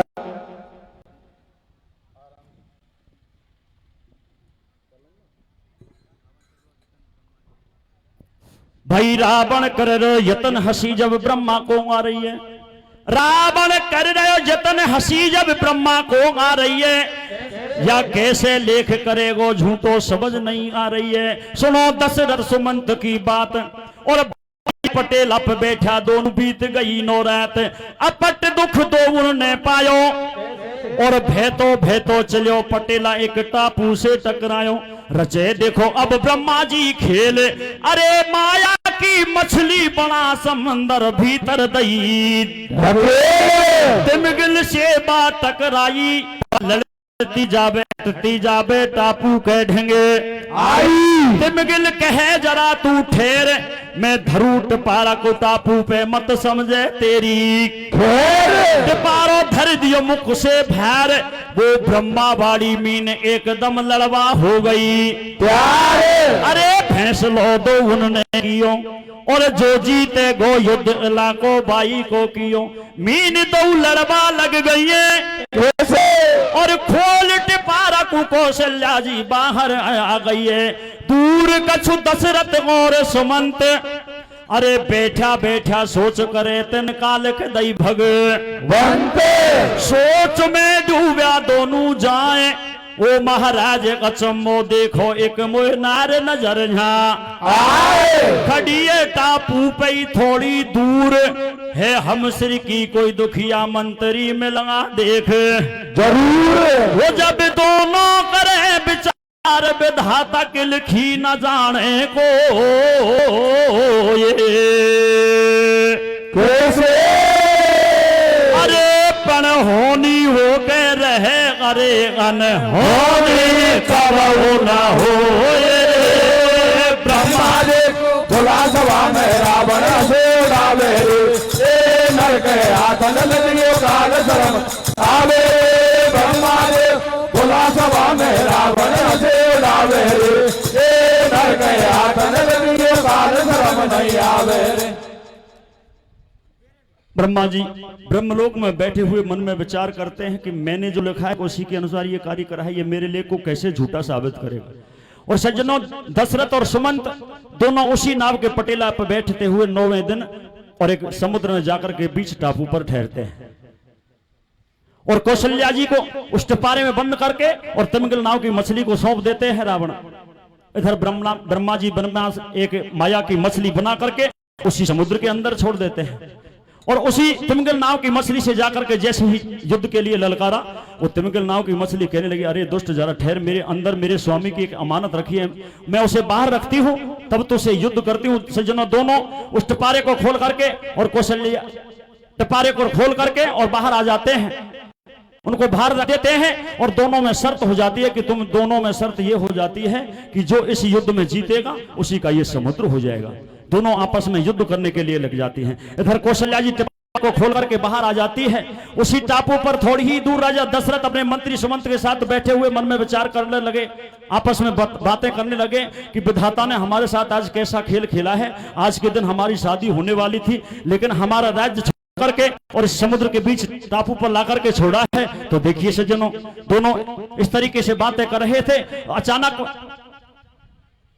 और मंत्री का राजा का वो मंत्री खड़ा होकर के इधर उधर देखने लगा तो थोड़ी ही दूर कौशल्या जी उनको नजर आई। कौशल्या जी को देख करके वो मंत्री कहने लगा, महाराज हम जैसा दुखी कोई और इस समुद्र पर मुझे एक स्त्री नजर आ रही है। सज्जनों, रावण राजा दशरथ और मंत्री से कहने लगे, भैया तू जाके पूछ तो सही वो कौन है, कहां से आई है, क्या उसका नाम है, कौन सा उसका गांव है। तो देखिए सज्जनों, वो मंत्री और कौशल्या जी के पास जाता है। क्या कहता है, देखिए क्या कहता है मेरे भैया। राजा खेवे मंत्री सूतुलिया देख समाचार और बातन सुई मदद करे दुनिया की दावादार। मंत्री फौरन चल दियो कैसे और गयो कौशल्या ढिंग आए देख बाकी सूरत गुरियो, देखबा में देवी सी लागे और मूरत कैसी गजब देखबा को काम देव लाजे। मंत्री कहे जोड़ दो हाथ और कौन देश से आई देवी बतलाओ सब बात। ए देवी कौन है आप, कहां से आई है, क्या तुम्हारा नाम है और कौन तुम्हारे साथ है, कौन सा तुम्हारा गांव है। सज्जनों देखिए, वो मंत्री पूछता है तो क्या कहते हैं, क्या कह रहा भैया। Hello hello. अरे टापू पे कैसे देवी ठाड़ी है अकेली, कैसे ओ टापू पे कैसे देवी ठाड़ी है अकेली और कहां गई तेरी संग की सहेली। अरे यहाँ कौन की नाड़े बाट, वो तू कौन की नाड़े बाट, बात मोए समझा दे रे, तू कौन की ओ नाड़े बाट, बात मोए समझा दे। अरे टापू पे कैसे देवी ठाड़ी है अकेली, कहां गई रे तेरी संग की सहेली, तू तो कौन की नाड़े बाट, बात मोए बतला दे रे, यहाँ कौन की नाड़े बाट, बात मोए समझा दे। अरे नाम बता दे तेरो गाम तो बता दे, नाम रे बता दे तेरो गाम बता दे, यहाँ कैसे आई तेरो काम बता दे, कौन आयो तेरे संग हाल मोए समझा दे रे, कौन आयो तेरे संग हाल मोए समझा दे। अरे नाम मत पूछे भैया गाम मत पूछे, नाम मत पूछे भैया काम मत पूछे, यहाँ कछु नहीं मेरो काम मत पूछे, मेरे कोई अन्य आयो संग हाल तू मत पूछे रे, मेरे कोई अन्य आयो संग हाल मुझसे मत पूछे। अरे कौशल नरेश की मैं राज हूँ कुमारी, नाम है कौशल्या हूँ मैं बेपिता की भारी, रावण ने हरण करो करी मुझसे भारी, मुझसे गयो विधाता रो हाल तो मत पूछ रे, मुझसे गयो विधाता रूठ हाल तो मत पूछे। दशरथ कौशल्या को मिलन होयो बेमन ही मन मुस्काए, ये सब वेदना को लेख विधिवा ऐसे ही पहले ही लिख दे लेख विधाता। कैसे अरे पण पहले लिख दे लेख विधाता, पाछे विधि बैठावे रे, कैसे कैसे वो दशरथ कौशल्या टापू पे ही फेरा खावे रे, पहले लेख विधाता पाछे बद बैठावे रे ए दशरथ कौशल्या टापू पे फेरा खावे रे पहले लेख विधाता पाछे बद बैठावे रे दशरथ कौशल्या टापू पे फेरा खावे रे। देखिए सज्जनों, दोनों वो मंत्री राजा और रानी को परिचय कराता है और दोनों आपस में बातें कर रहे तो क्या होता है, देखिए क्या होता है भैया। दशरथ कौशल्यासु करवा लागो पिछली बात और 10 दिन थी सगाई होगी हमारे साथ, विधाता ने काई रच दियो खेल और कौशल अब छाए में लायो या टापू पे। मंत्री कहे जोड़ दो हाथ, तुम छोड़ो बात सगाई की, फेरा पड़ना चाहिए। कि महाराज उन पिछली बातों को छोड़िए, आज के दिन अगर आपकी शादी हो जाए तो शुभ ही शुभ है। तो देखिए सज्जनों, वो मंत्री कहने लगे महाराज शादी आपकी पूरी हो जाए लेकिन हमारे पास कोई जुगाड़ है ही नहीं, अपन तो बीच समुद्र पर टापू पर बैठे हुए हैं, हमारे यहाँ कोई चीज नहीं है ऐसी होने के लिए। तो क्या कहता है, देखिए क्या कहता भैया।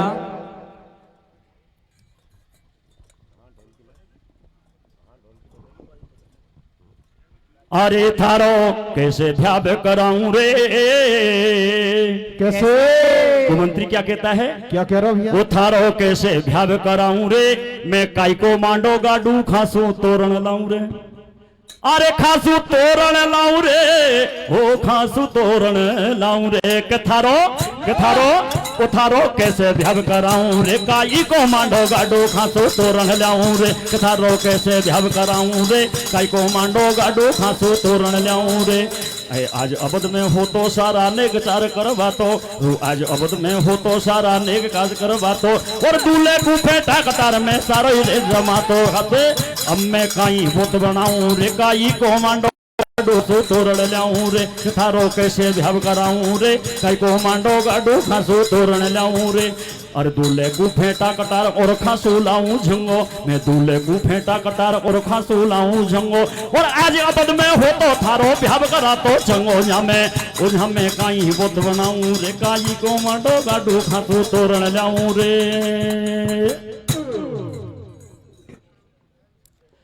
जब जोड़ी आचड़ गांठ मंत्री फेरा पड़वावे, कैसे होते ब्रह्मपुरी में बैठो ब्रह्मा, मानो में हर सावे। एक बनाता बातें बड़ बैठावे रे, ए दशरथ कौशल्या टापू पे फेरा खावे रे। एक बताता बातें बड़ बैठावे रे, ए दशरथ कौशल्या टापू पे फेरा खावे रे। देखिए सज्जनों, राजा दशरथ और कौशल्या की शादी और वो मंत्री उस टापू को भी छा देता है। तो मंत्री पर हाथ जोड़ करके कहने लगा कि महाराज अब मुझे आप कोई आदेश दीजिए, मैं आपकी क्या सहायता कर सकता हूं। क्या कहते हैं, देखिए क्या करोगे। राजा और रानी देखो मंत्री शीश झुकाए, आगे का करनो नाथ दास को दीजो हुक्म सुनाए। हंसी जब कौशल्या बोली, कैसे वो मुझे पहुंचा दे ससुराल, मंत्री सजवा दे डोली। मंत्री कहे जोड़ दो हाथ और आप पधारी या टापू पे या डोली के साथ। पारू देख कहे रानी, कैसे अब बैठ चलेगा अब तीनों प्राणी। पारा में बंद बा ब्रह्मा बाड़ी मछली महा झको दियो,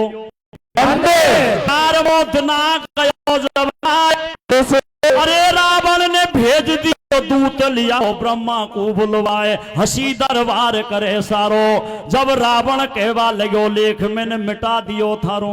हंसी जब ब्रह्मा को आवे, अरे दशरथ को का तो फेरा 10वें दिन पड़े जाओ। जब राजा ओ रावण मन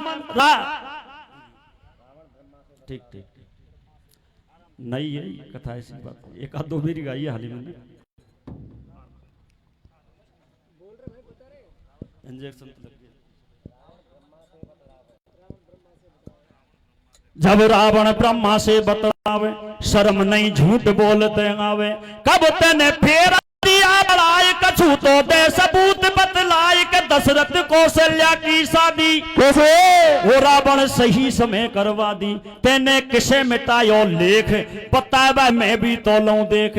तुरंत रावण ने मीन बुलाई टिपारो लियो झट मंगाई के झटपट देओ टिपारो खोल खुलेगी अब ब्रह्मा की पोल। टिपारो सभा बीच खुलवायो चक्कर जब रावण को आयो। टिपारा में दशरथ और सुमंत करो सरयू पे इनको अंत। आया खांसू या के संग देखते ही रावण रह गयो दंग के कर में ले नंगी तलवार रावण होयो मार बकू त्यार। जब ब्रह्मा रावण को समझावे गलती मत कर जो और नहीं पैदा हो जाए काल बात तू मेरी सुन। अरे तू जी हो जावे और कछु तो सुन रावण दे ध्यान।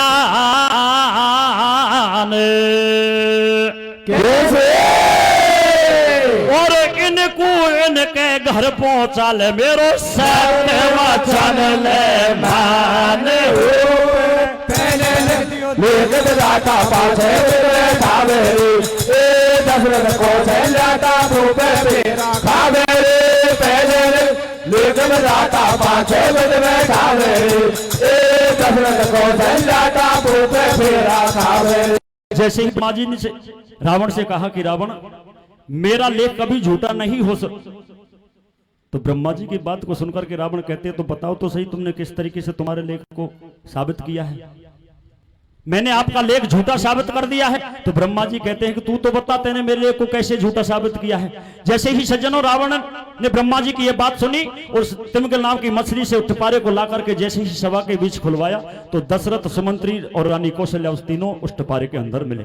उनको देख करके रावण एकदम से चकित रह जाता है कि दोनों का मैंने सरयू के अंत डो कर दिया था, दोनों को सरयू के अंदर डुबा करके इनका अंत कर दिया, लेकिन यह इसके साथ आए कैसे। सज्जनों इस बात को देख करके रावण एकदम गुस्सा हो जाता है। उनको मारने के लिए जैसे ही दौड़ा तो ब्रह्मा जी उनको रोक लेते हैं। कहते हैं रावण अगर तुझे कुछ और दिन जीना है तो इनको अपने अपने देश पहुंचा दे।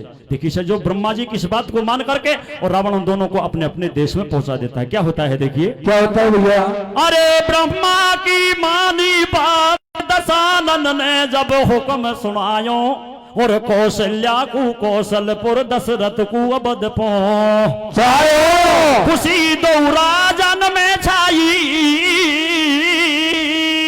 कैसे अरे फिर विधिवत हुयो विवाह कौशल्या अवधपुरी में आई।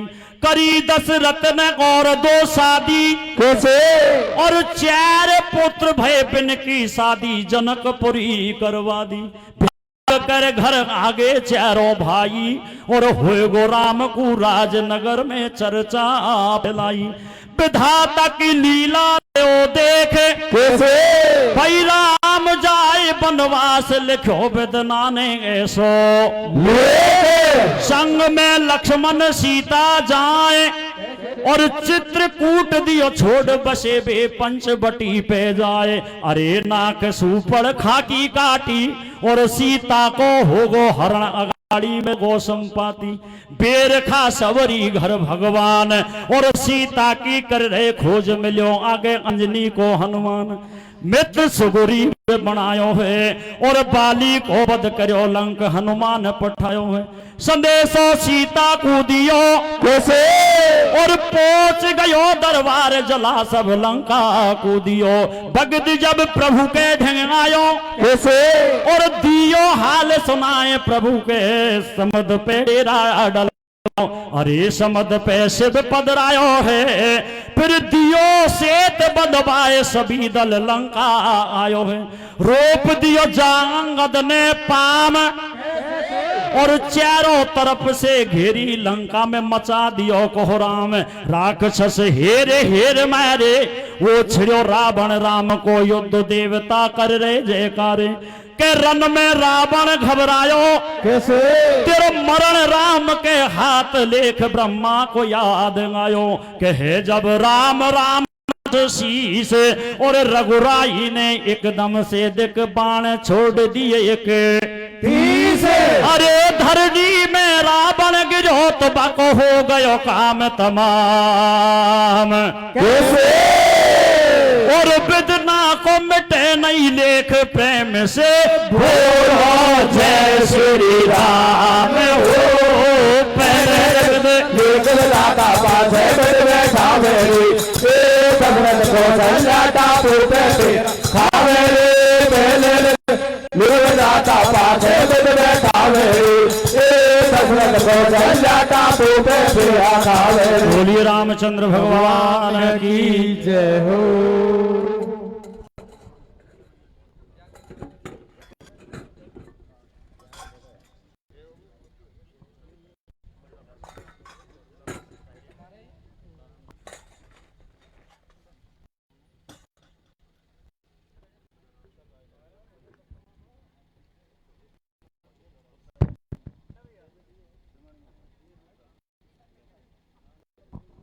बहुत ही शानदार और प्रस्तुति हमें पूर्व जारी सदस्य और पूर्व पंचायती सदस्य हम दोनों का सम्मान है। मंच पर अगली प्रस्तुति के मंच पर आमंत्रित करूंगा कमलेश जी, भाई कमलेश खेड़िया खेड़ी शीर्ष पद पार्टी को मंच पर आमंत्रित करूंगा। अपने नंबर के लिए कमलेश मंच पर पधारे और पूर्व पंचायत समिति सदस्य आदरणीय सर पधारे बुद्धाराम जी, दोनों ही मंच पर पधारे। और एक बहुत ही बढ़िया और दिलचस्प बात बताऊंगा आपको, हमारा ये जो पद दंगल चल रहा है इसको यही नहीं, बिल्कुल हमारे अभी दो भाई से जो हमारा पद आरंभ हुआ था उस समय आवाज क्लियर नहीं आ रही थी। एक भाई का बंबई से फोन आया था और एक का हैदराबाद से, आवाज नहीं आ रही, आप आवाज ठीक करवाइए। यानी आप लोग तो यहाँ देखिए जो भाई लोग छोटे भाई बड़े वो भी बिल्कुल सीधे हमसे जोड़कर, तो वहां से उन्होंने फोन कर सही नहीं आ रही, आप कृपया आवाज को सही कराएं। थोड़ा सा स्टार्टिंग में दिक्कत थी, तो हमारा ये लोग है जो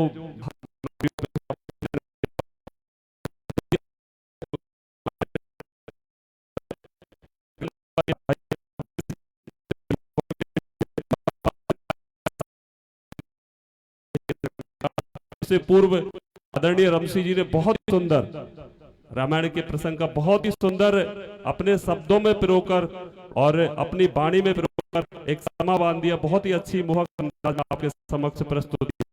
अब भाई कमलेश जी एक नई रचना के साथ आपके सामने मंच पर हाजिर है। खेड़ी शीस उर्फ खेड़िया पद पार्टी की ओर से भाई Kamlesh ji. Hello hello hello hello hello hello hello hello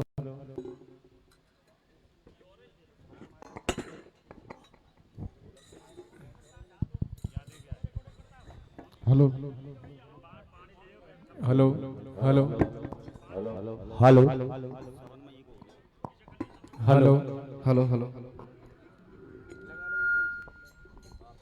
यार नलकेश, तेरे इसमें डबलिंग जा रही है आवाज की, लाइव देखने वाले शिकायत कर रहे हैं। अब सही है? डबल आवाज की होती थी, पहले जा रहे थे।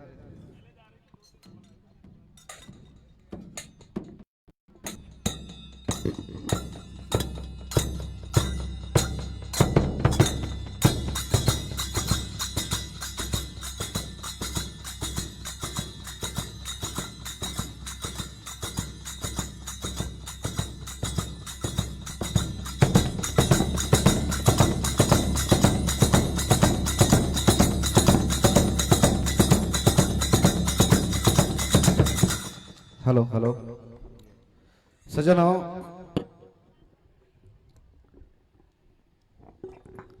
भाई रमसी ने आपको बहुत अच्छा प्रसंग सुनाया, ऐसा ही प्रसंग मैं आपके बीच में पेश कर रहा हूं। किस धरती पर हर जीव ये अपमान करके चलता है कि मेरे समान कोई नहीं, लेकिन उस ऊपर वाले ने, इस सृष्टि को बनाने वाले ने और खुद को भी बड़ा नहीं माना। और वो कैसे है? कैसे भैया? अरे भैया धरती कहती मैं बड़ी, ये धरती कहती मैं बड़ी, तो शेष के फन पे क्यों खड़ी। कैसे? और शेष कहता मैं बड़ा, तो शंकर के गल में क्यों पड़ा? शंकर कहे कि मैं बड़ा, कैसे? तो कैलाश के ऊपर क्यों पड़ा। कैलाश कहता मैं बड़ा, तो रावण ने कर पे क्यों धरा? रावण कहे कि मैं बड़ा, तो राम के बाण से क्यों मरा। और राम कहता मैं बड़ा, तो भक्तों के बस में क्यों पड़ा? ये बड़े बड़ाई ना करे और बड़े न बोले बोल। बहिरा मुख से कब कहे कि लाख हमारो मोल। सज्जनों, आपके बीच में इस कलयुग के आधारित ये प्रसंग है। महेश,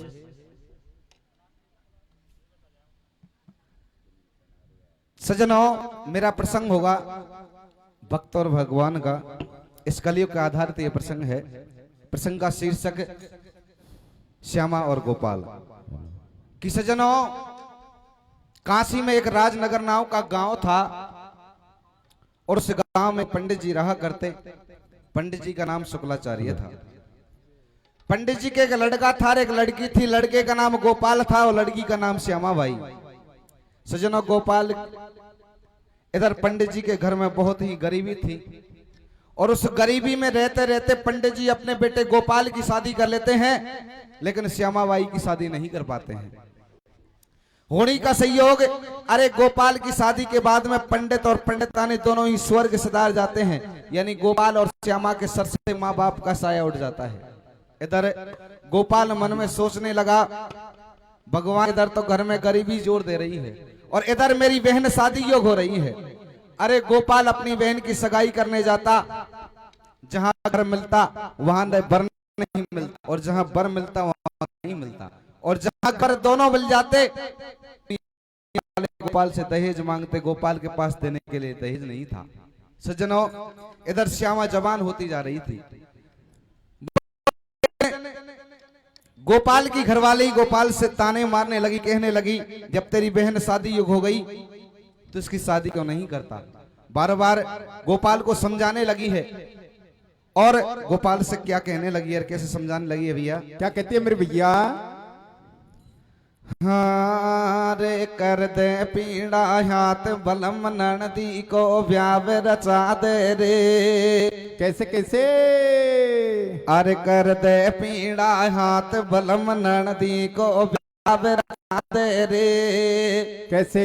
या कहा तन में मेहंदी कर फूल मंडा दे रे। पण कर दे पीड़ा हाथ बलम ननदी को ब्याह रचा दे रे। या कहा तन में मेहंदी का फूल मंडा दे रे। कर दे हाथ बलम ननदी को ब्याह रचा दे रे। या कहा तन में मेहंदी का फूल मंडा दे रे। तो सज्जनों, आज गोपाल की घरवाली गोपाल को ताने मारने लगी।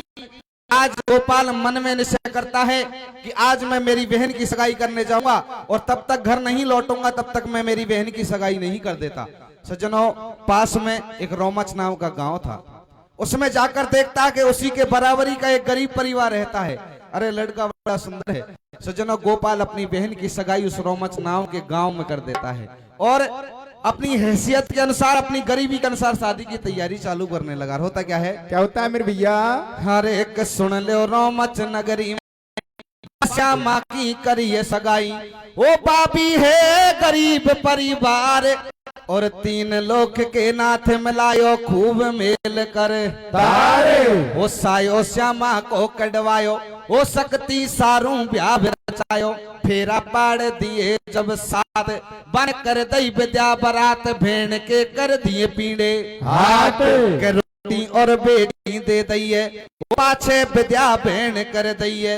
अरे विद्या पे नगरी सारी और सोने की चूड़ी दैये देन में भाभीओ बत लाई। सज्जनों, गोपाल के पास अपनी बहन को दहेज में देने के लिए कुछ नहीं था। अरे उसकी मैया के सोने की चूड़ी रखी हुई थी। अरे गोपाल जाते जाते अपनी बहन को उस चूड़ी को दहेज में दे देता है। अरे श्यामा अपने भाई के गले मिलकर रोने लगी और सज्जनों गोपाल उसे विदा कर देता है। होता क्या है भैया? क्या होता है मेरे भैया? इधर गोपाल अपनी बहन को विदा कर देता है। श्यामा अपने पीहर में आ जाती है और ससुराल में अपने दिन बिताने लगी। धीरे धीरे अपने दिन बिताने लगी तो सज्जनों समय निकलता गया। रक्षाबंधन बिल्कुल नजदीक आ गया, सावन का महीना आ गया। इधर श्यामा अपनी सासू से कहने लगी, सासू मैं अपने भाई की कलाई पे राखी बांधने के लिए जाऊंगी। तो आज श्यामा की सासू श्यामा को समझाने लगी, कहने लगी, बहू कि बिना लेवाई जावे बुरई बुरे भावे। अगर तू बिना लेवाई तेरे पीहर तो तेरा आदर कम होगा। अरे तेरा भाई गोपाल तुझे लेने आएगा तब उसके साथ जाना, जब जाती अच्छी लगेगी। ऐसी बात को सुनकर आज श्यामा अपने भाई का इंतजार करने लगी है कि मेरा भाई को मुझे लेने आएगा। कैसे इंतजार करती है? कैसे करती है मेरे भैया?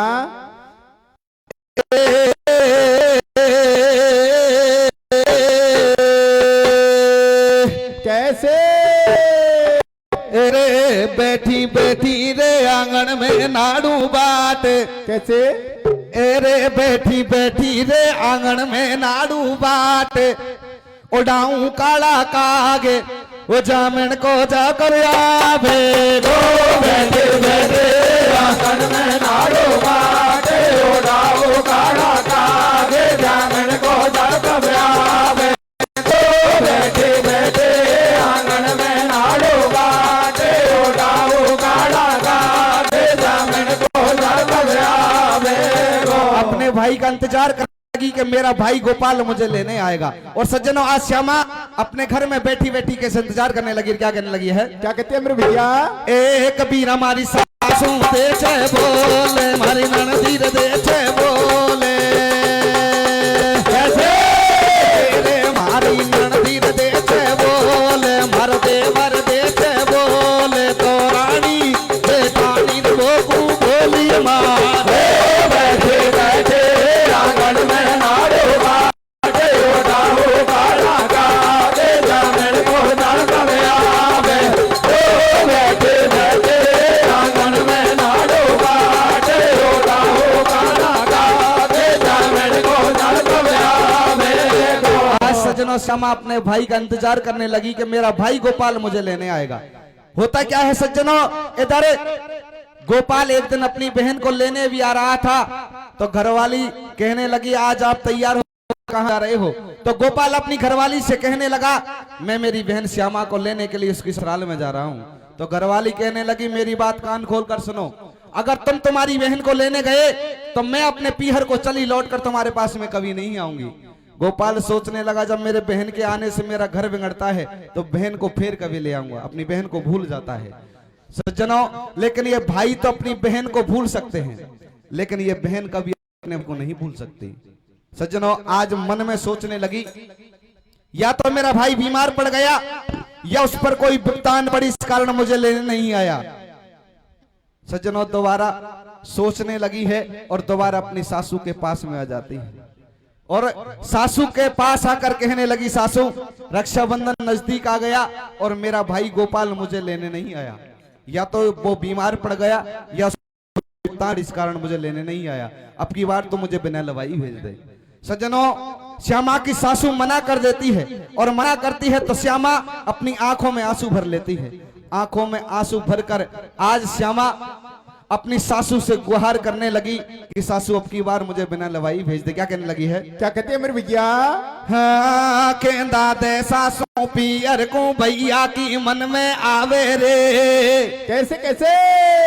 वो कहता दे सासू पियर को भैया की मन में आवे रे। तेरा आंगन की तरिया इड़ इड़ खावे रे। कहता दे सासू पियर को भैया के मन में आवे रे।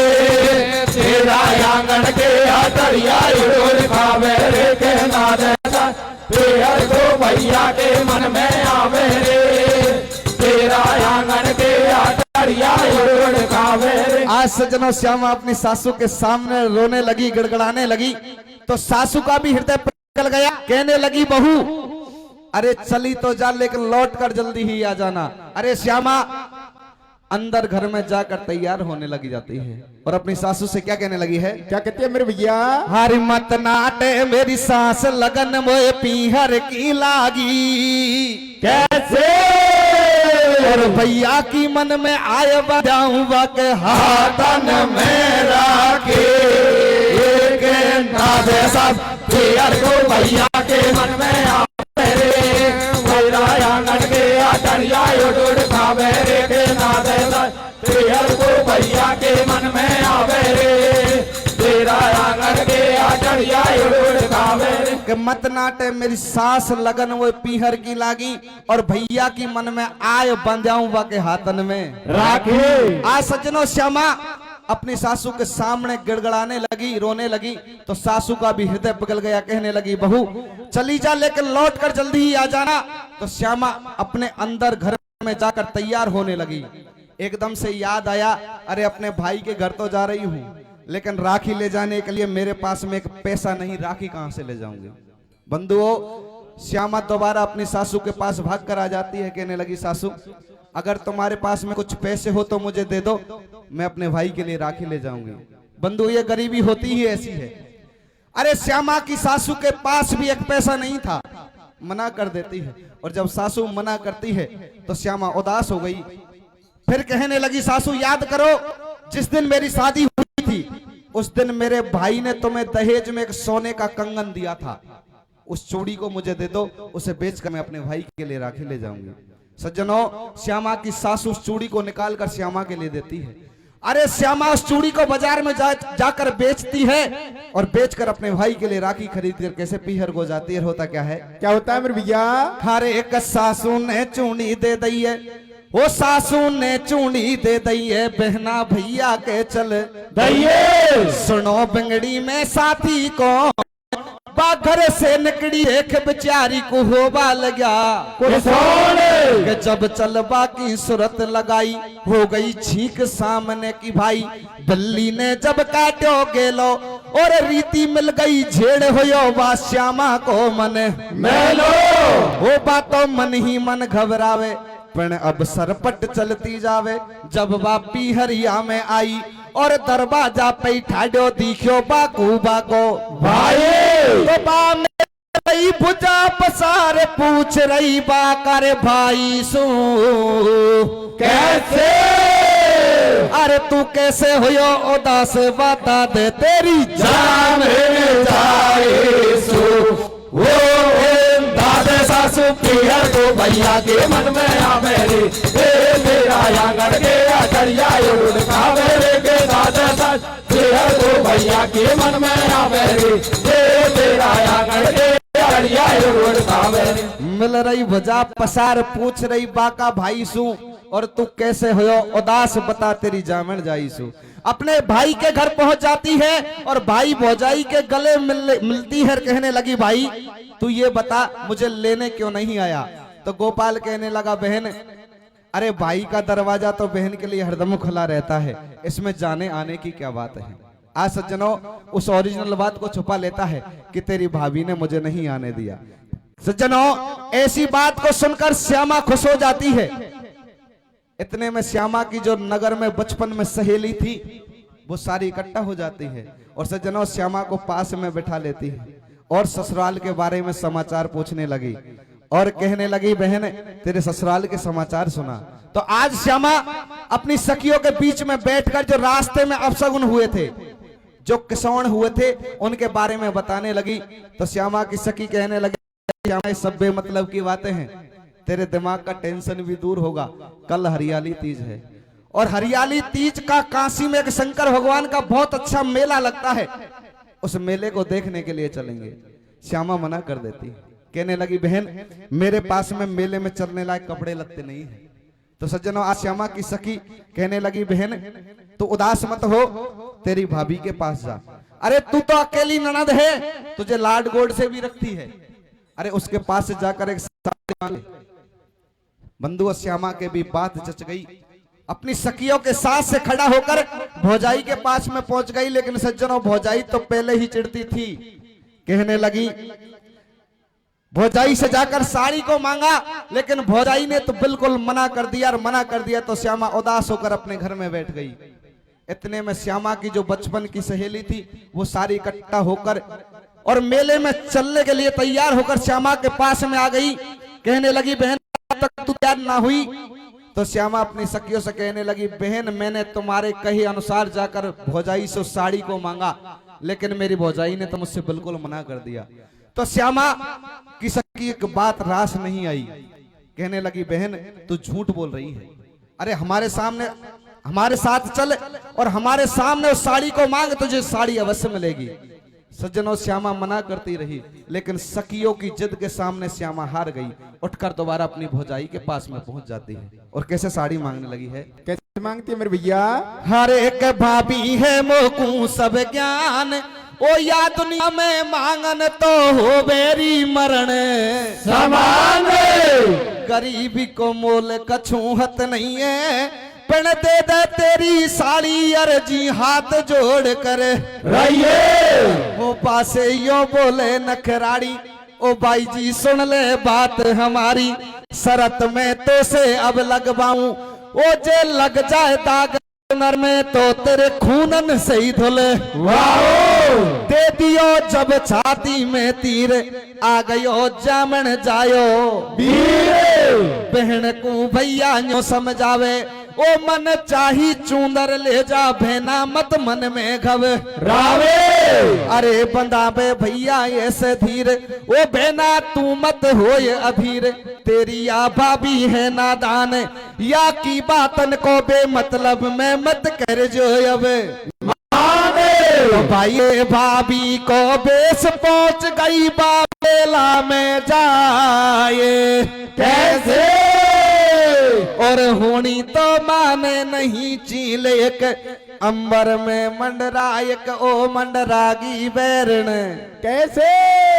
सज्जनों श्यामा अपनी सखियों के साथ जाकर भौजाई से साड़ी मांगती है, लेकिन भौजाई एक शर्त रखती है, भाई जी साड़ी तो ले जा, लेकिन इसमें एक भी धब्बा लग गया तो मैं तेरे खूनों से धुलवा लूंगी। ऐसी बात को सुनकर श्यामा पीछे हट गई। सज्जनों इतने में गोपाल आ निकलता है। उस बात को गोपाल सुन लेता है। सज्जनों अपनी घरवाली को तो फटकार लगाता है और अपने हाथ श्यामा जाकर उस बीट को तुरंत पानी से धोती है, लेकिन सज्जनों बीट तो निकल गया, लेकिन वो दाग नहीं निकला, उसमें दाग लग जाता है। आज श्यामा उसमें भगवान को याद करने लगी है, काशीनाथ शायद मेरी भौजाई ने मुझसे शर्त रखी थी, शायद आज हो जाए। आज श्यामा उस मेले में खड़ी कैसे बिलाप करती है। क्या होता है? क्या होता है भैया? हे नारी के